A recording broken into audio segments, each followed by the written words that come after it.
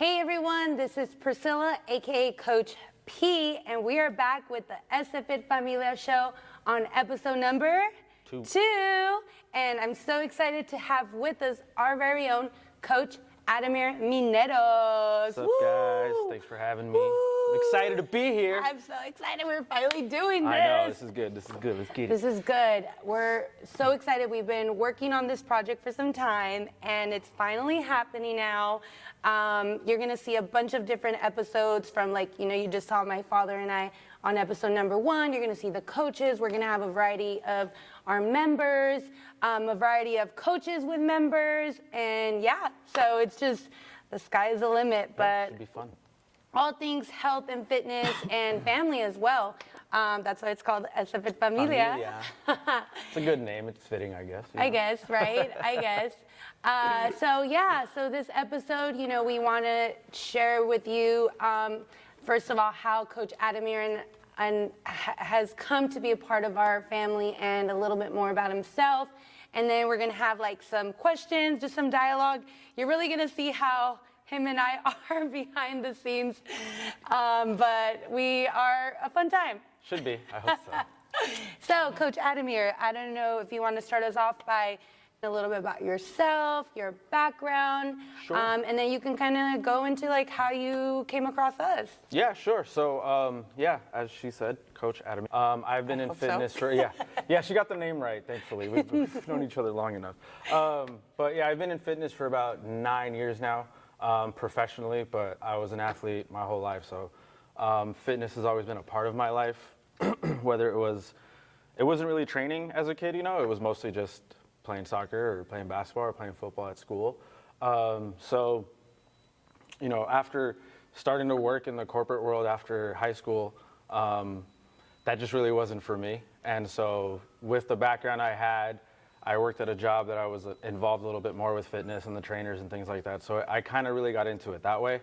I just knew that me being active was more me than sitting in an office and things like that. So I was right. What's an office? This is our office. I was fortunate enough to still like get into fitness through like my experience in sales. So being alongside that was super beneficial. And then like growing up as a kid, I always told my parents, like, when they ask you, like, what are you going to be when you grow up? My main thing was just like, I just wanted to help people. Mm-hmm. I just felt like I wanted to help. I didn't know how I was going to do that. For a while, it was like wanting to be a firefighter or paramedic. And then I went to school for it and realized that stuff grosses me out. So I was like, I can't do that professionally. And now you're on sweat and chalk. I know, right? Sweat, that's a little bit better than, blood and all that stuff. Blood. So, yeah, it's not really my thing. But, yeah, so, like, the core of it was always just wanting to help people. And getting into fitness was, like, that's, like, the ultimate way of helping people with their health, with their fitness, just with their bodies, and even their mindset, and just everything that encompasses health. And in the 9 years of doing it, like all of that has kind of morphed together into one kind of philosophy that I like to just make sure that people understand how I train, is that it's not just getting you in the gym and getting you in for a workout. It's like you talk about, it's more than that. Development. And it's a lifestyle, right? Like we talk about making sure that people develop those habits so that they don't need us. Like weirdly enough, I always tell clients when they start with me, it's like, I want you to not need me. I have to be able to educate you enough to not need me, right?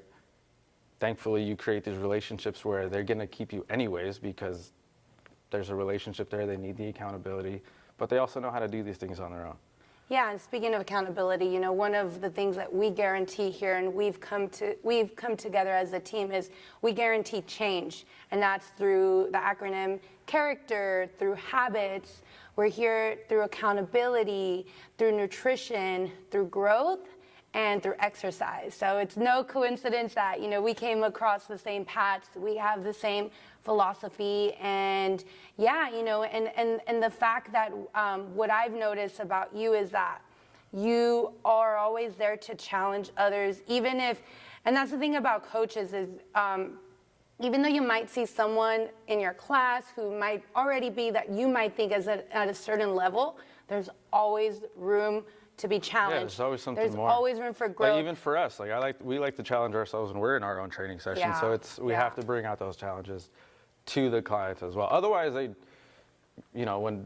feel like people if they've hit a certain challenge, they're like, okay, what's next? And if they're not getting pushed in one area, they're going to go find it somewhere else. That's true. So it's like you have to continue to develop that place for them to be challenged themselves. I agree. I agree. Progressions. Yeah. There is always a progression, no matter what, and in all areas of life, right. like not only physically, but mentally, spiritually, and that's the type of culture we've developed here. Is that we see ourselves like a personal development space.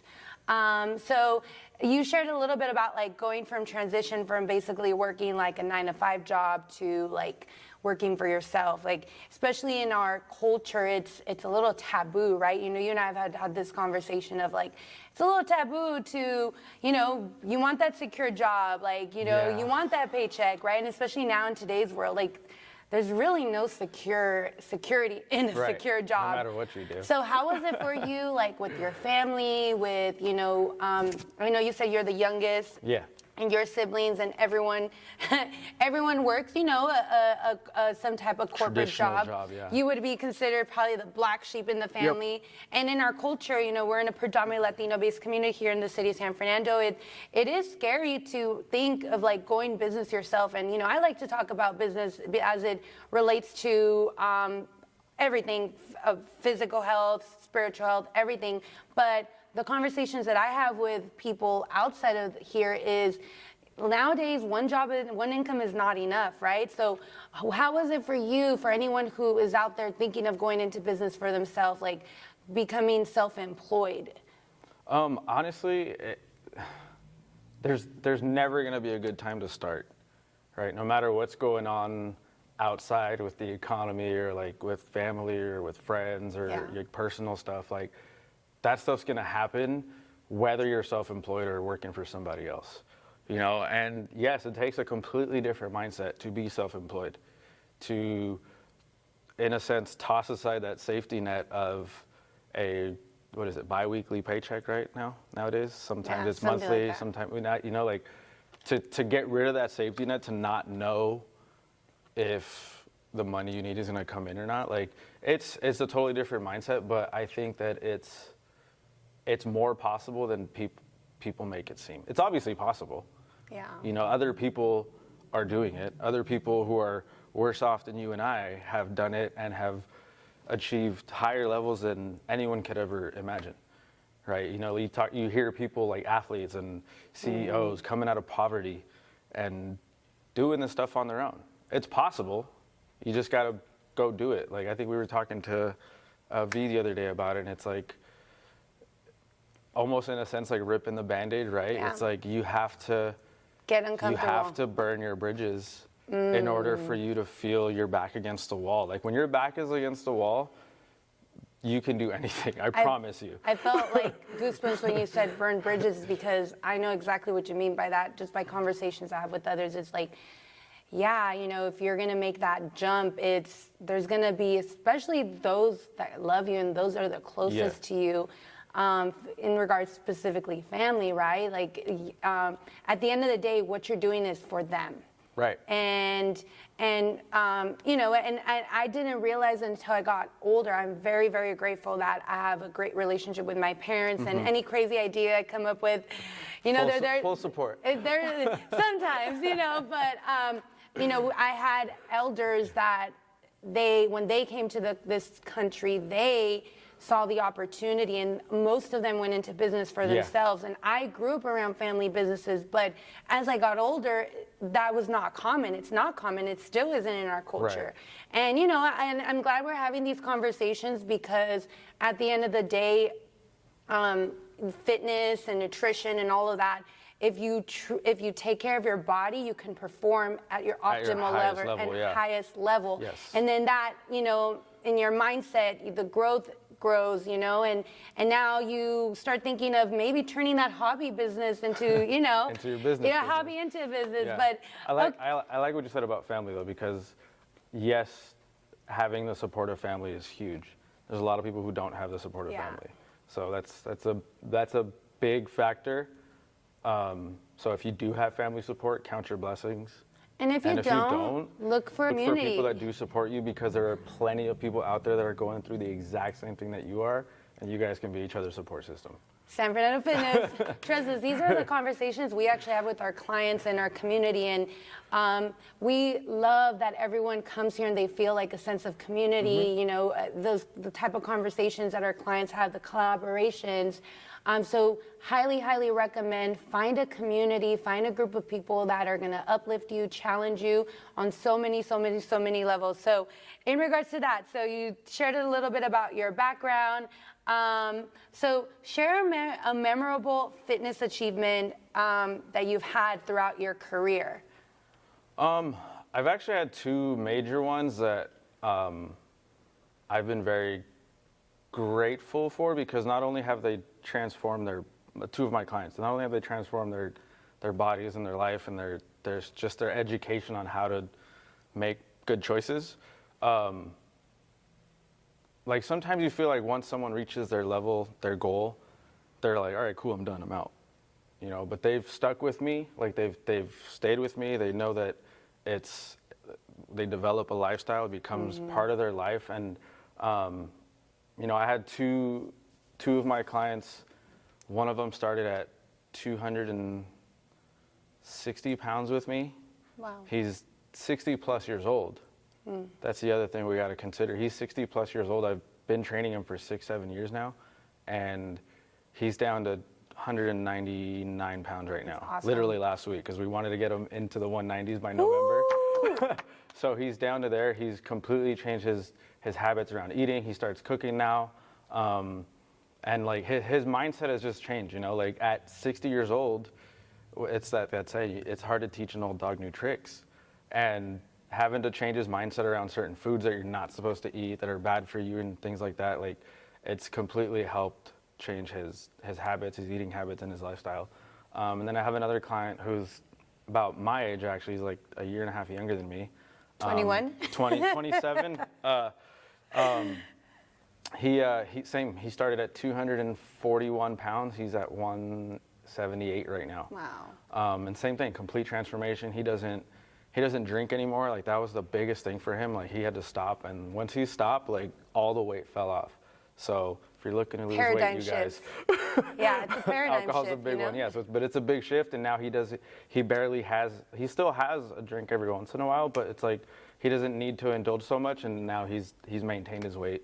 And that's something right there, is like what you're expressing is a lifestyle that's been created, right? And us as humans, at the end of the day, we're animals, and we still think primarily, right? So it's the difference between instant gratification and delayed gratification. And the way I like to think of it is like, okay, if I have that donut right now, it's gonna give me instant gratification, but maybe saying no to that donut is gonna give me delayed gratification and opportunity cost. Like, My pants will fit better later. I mean, yeah. What are you gonna replace that with, right? Right. And throughout time, where I define, maybe you can agree with this, is where I define that lifestyle that most people are looking for is getting to a point where, yes, when I say no to that donut, it gives me instant gratification as well, because I know that it's going to give me delayed gratification. Right. And we live in a world where everything's just easier to do. Culture. Yeah, everything's easier to do, but at the end of the day, you know, we pay for it in the long term. So. And all of that, and I heard what you said, it starts with the mindset, and it starts with the language. And one of the things that, a lot of the things that the language we have around health and fitness and nutrition are based off of what our parents and our ancestors would tell us, right? And in our culture, in our community, one of the common things is, termina tu comida, finish your food, be grateful for what you have. Can't get up from the table unless you finish your food. Even if you were full. And so. Who am I kidding? I ate it all. Exactly. So, termina tu comida. Be grateful for what you have. And this comes from maybe just 1 or 2 generations ago, where our ancestors didn't even know when their next meal was going to come. Right. And we're still speaking the same language. We're still telling our children that. And then we develop this relationship with, I eat because I'm going through whatever I'm going through. But then the opposite in this country is telling us, lose weight, get that surgery, do this crazy fat diets. But I feel there's not enough people in the middle that are saying, it's okay, you can have that one drink. It's okay, you can. But that's why it's so important to hire yourself a coach or find a community that's going to be there that on those days that, I need that pick me up. Because at the end of the day, you need guidance on something that you don't know how to do, right? Like, wherever you're at physically, nutritionally, health-wise, whatever, you got there doing what you've been doing, right? So you need some guidance to get to where you want to be. You don't know how to get there, right? So you either have to find a coach, like you said, do your research, like do something to find out how you need to get there.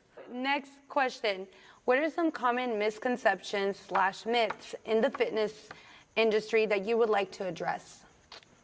I think the biggest one that is still an issue is women in strength training. That part. Yeah, because I do still feel there's a little bit of a, and it comes down to education and finding guidance and knowing why and knowing and understanding how it works. Like, it's not just about going to the gym and lifting weights. Like, you have to understand why you're doing something. So if like, the biggest misconception is women are afraid to lift weights because they're going to get big, muscly, and bulky.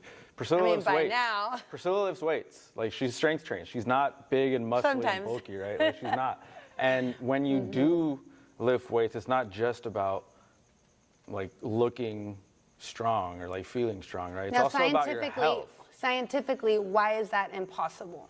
What? For women to look manly, quote unquote, bulky. Well, you have to eat an incredible amount of calories. And take testosterone. And you also have to lift an incredible amount of weight repeatedly to do that. The type of schedules that the average person has, they're at the gym 3, maybe 4 days a week, on average, let's be real. To be able to lift that much weight in 4 days a week and also eat that amount of food with the normal job that you have and the other things that are going on in your life, you're not going to get there. I mean, unless you're specifically training for that, you're not going to get there, right? It's not just about muscle mass and size. It's about strong bones. It's about strong joints. Exactly. It's about having a strong frame, like a strong skeletal frame. Like, you still need to be strong throughout your life. You don't want to be a weak, frail person as you get older. And if anything, as women, as we get older, we are more prone to, like, osteoporosis and things like that. Injuries. And I know studies do show that if you do get at least 2 days of strength training per week, it does lead to stronger bones, stronger muscles. So in other words, like, especially in our community, most of our members are women, and it's pretty badass to see some of these women accomplish goals in their physical and some weight, man. Yeah, and at the end of the day, you feel good. You have a stronger core. You got a bigger booty. Why not? Aesthetically, yeah, definitely a great misconception/myth. Yeah. So we're gonna finish this off with a little rapid fire questions. So I want to say our core values and what are the first thoughts that come to mind. Okay. So our first core value is community. A community of people, a healthy community of people, like we mentioned earlier, that are comfortable, that have a place where they can come challenge themselves, a place where they can come educate themselves, ask us questions on how to improve on this, how to be better in the kitchen, whatever it is. That's the community, your fitness community, your health community. Awesome. Next, gratitude. Just having gratitude every day, honestly, like being grateful for what you do have. I mean, there's a lot of things we don't have, but there's also a lot of things that we do have that we kind of take for granted sometimes. So even being grateful for, like, the shoes on your feet. Not me, though. I don't really wear shoes that much. But, but in general, like, being grateful for having, a pair of fresh, clean pair of socks, or having running water to take a shower in the morning. Like, Love that. little things that we kind of take for granted now. Positive attitude of gratitude. Now, health. Health would be, oh, I guess would have to be overall like health, like I call it whole health, right? Like mental, physical, um, emotional, everything. Todo. Everything has to be complete. Has to be a complete thing, or else you're not healthy. This is true. Growth. Growth, self-growth. Self-growth as a person. The the best metaphor for life is the gym. I think coming in and challenging yourself to push heavier weight. You go out there and challenge yourself to do something that you haven't done at work, personally, with your life, with your friends, whatever it is. You have to set high bars for yourself. If you set a high bar for yourself at the gym, it's easier to mentally turn that switch on and set a high bar for yourself in your life. Nice. Have something that pulls you forward. And then it doesn't get easier, but you get better. You get stronger. And stronger. Yeah. The last one, integrity. Integrity would be, for me, just doing what's right for the overall purpose of what you're trying to serve. I mean, like, I would say, I don't want to say I've lost clients or I've turned away clients, but I've definitely not taken every single person that's come to me for help, because I'm going to be completely honest with whether or not I can help you, whether or not the things that you want to do are even reasonable and realistic for you. Realistic. Like if you come to me and say, I want to lose 30 pounds in the next month, I'm sorry, it's not going to happen. Like for me, that's been having integrity with the people that you're trying to help, is just being completely honest and transparent with what is possible for them. And leading by example. I love that. All right. Any last final words of encouragement? Just what I always like to kind of live by. I'm a huge Kobe Bryant fan. I got his tattoo LA, here. baby. So for me, has always been the Mamba mentality, is just always strive to be the best version of yourself. Every day, if you try to be 1% better, you're going to be better at the end of the year, like by 1,000%, maybe not, maybe 364%. Yeah. But yeah, if you just be better than you were yesterday, there's no way you can fail. I love that. So you guys heard it here first. Episode number 2 of the SF Familia. Stay tuned. We got a lot more great things in store for this show. Bye, everyone. Bye, guys.